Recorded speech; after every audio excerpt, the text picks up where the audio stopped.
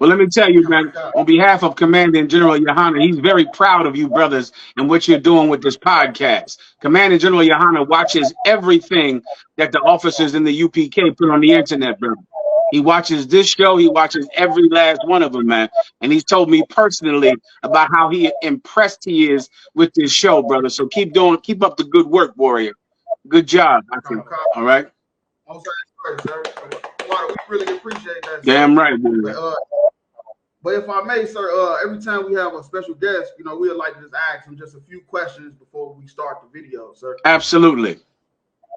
All right, if I may. Oh, okay. So the first question we want to ask is, like, how did you find the truth? Or I guess a better way to put it is how the truth found you, because it's always an interesting story, you know, talking to brothers and sisters. Most High in Christ. Well, you know, the truth comes out of 1 West 125th Street, Harlem, New York. Now, I was in Philadelphia at the time when I first came into the truth, and Commanding General Yohana and the other brothers from Harlem would come down to Philadelphia. And it was downtown Philadelphia. And at that time in my life, brother, I was going through terrible things.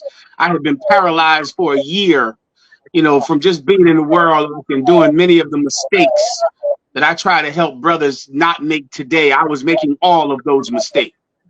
I had 1,000 warrants, it seemed like, and 1,000 court cases. And, you know, I very much thought that my life was going to be over. And so I was walking down the street in downtown Philadelphia, and I saw these brothers speaking on the street corner. And I mean, and it was, to me, I was stunned. I looked around me to see if anybody else sees this, because just the things that they were saying, I couldn't believe someone would say in public. I couldn't believe that men would have such courage to say it. I just couldn't believe it. And so I saw them at that time. Brothers carry pouches on their legs. Many brothers do it today where there's like a pouch we carry. So I saw the pouches and I said, okay, well, maybe they're all carrying weapons. Maybe that's how they're saying this. Then one day I saw a brother pull a Bible out of the pouch. I said, wait a minute, you telling me these cats don't even have weapons? They're carrying Bibles on their hips. Right. And then I was really shocked. So I just kept coming back every day, but I didn't change. I continued to do the things I was doing. I didn't change. I love hearing the truth, but I didn't change because of it. I just kept coming to camp. I never went to a class. So it was 2 years. 2 years went by, and me just being the same, you know, foul person I was for 2 years, but always I had the flyers in my house.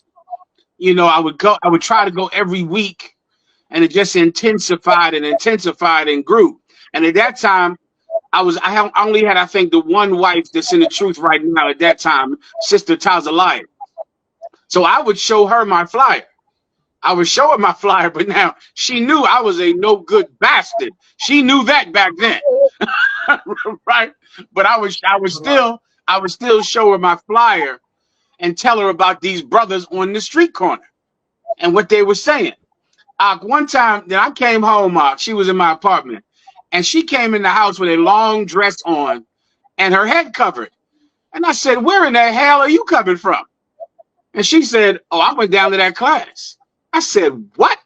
She said, yeah, I went to the class. I could not believe she did it because I couldn't walk into the door of the class because of my conscience. Do you understand? Like I knew these brothers were so righteous, and I knew I was a violent man. I was a terrible man. But she went to class, and she came back and told me that she went to class. And I remember standing there asking her questions about what it was like and what happened. And at that time, me and myself and General Mayak, I've known him when I was in the world. I knew him. And she told both of us at the same time she went to class. And brother, I felt so much guilt by not going that I went the next week. I walked in the door of that class, and man, I didn't look back up. I walked in the door to that class, and then I knew that I was called by the Most High God, and I knew I couldn't be the person I was before after that day. And so bit by bit, the Most High began to harden me and to strengthen me and to give me the kind of discipline and compassion that I didn't have before. He began to make me understand my life and understand the things that had happened to me and understand how I can help other people and not be focused on myself. then man, I received the truth, brother. And then one day my head was anointed with oil, and I was given the name Mahayaman, which means trustworthy.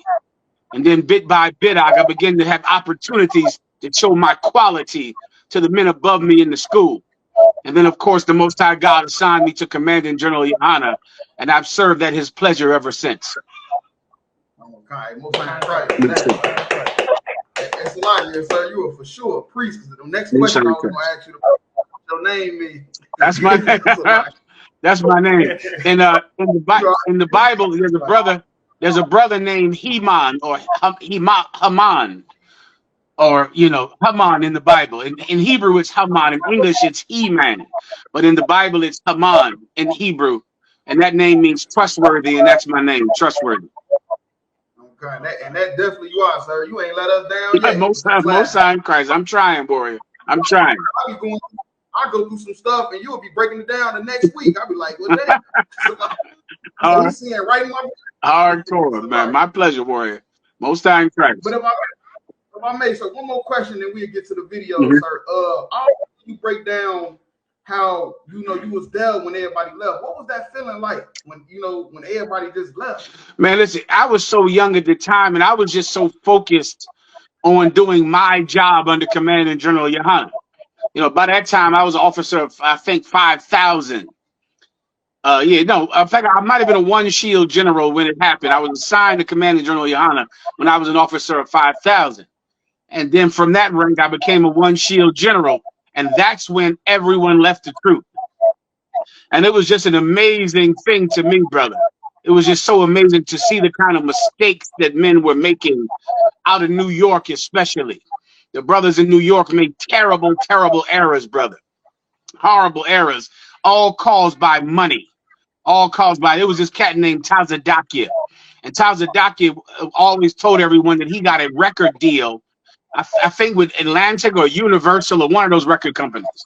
And according to him, he got a $100 million record deal.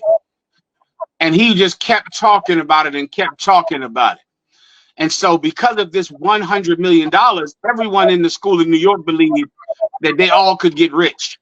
So by then, the men who trained Commanding General Yohana, they all had split up because they hated one another.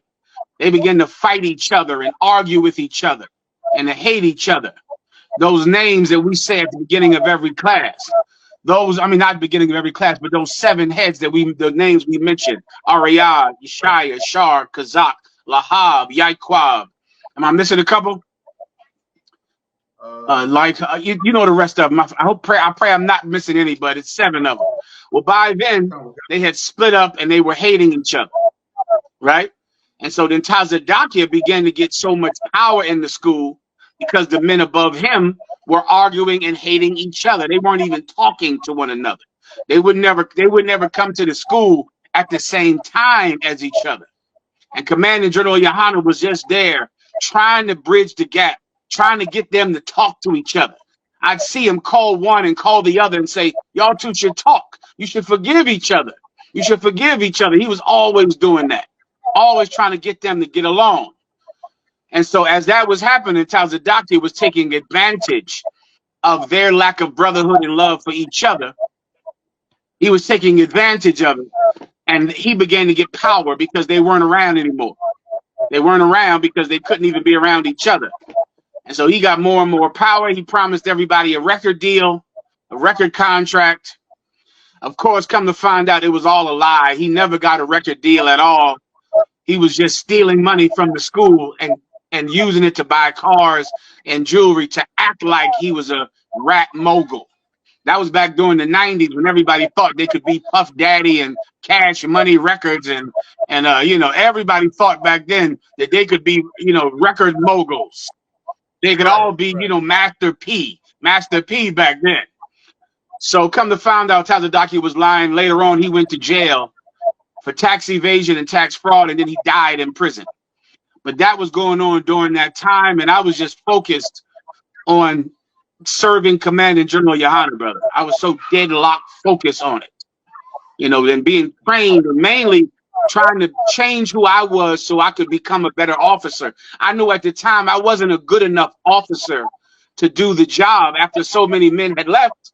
I knew the burden would be big upon me, but I knew I wasn't ready. I was still, green. I was still, it's a hard way for me to describe it. I was light in my mind. My mind was not heavy.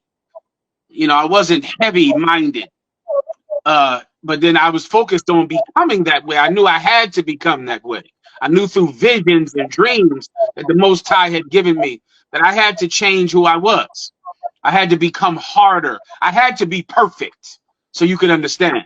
And so I would just begin to take opportunities to train myself. I would find any way I could get trained in the Yad Qur'an, trained in mental discipline, trained in learning in libraries and learning and trying to ask Manager Yohana. I would ask him 1,000 questions just to try to learn from his experience because he had so much more experience than me. And I would ask him, why do the heads hate each other? What happened? Why don't they like each other? Why is this going on? And he would explain to me the history and then over time, the offenses that they commit to each other begins to make them feel like they have a right to hate each other. And I learned so much, brother, about brotherhood and about what really keeps this school together. It has nothing to do with the things you might see. What keeps this school together is brotherhood, forgiving each other, long suffering with one another, not offending each other, making sure that we don't offend each other, that we're kind to one another. I was trying to get all that in at that time. I focused on that. And the Most High, brother, did what he did with this nation, brother, by the grace of the Most High God and the mercy of Christ. He did it. You understand?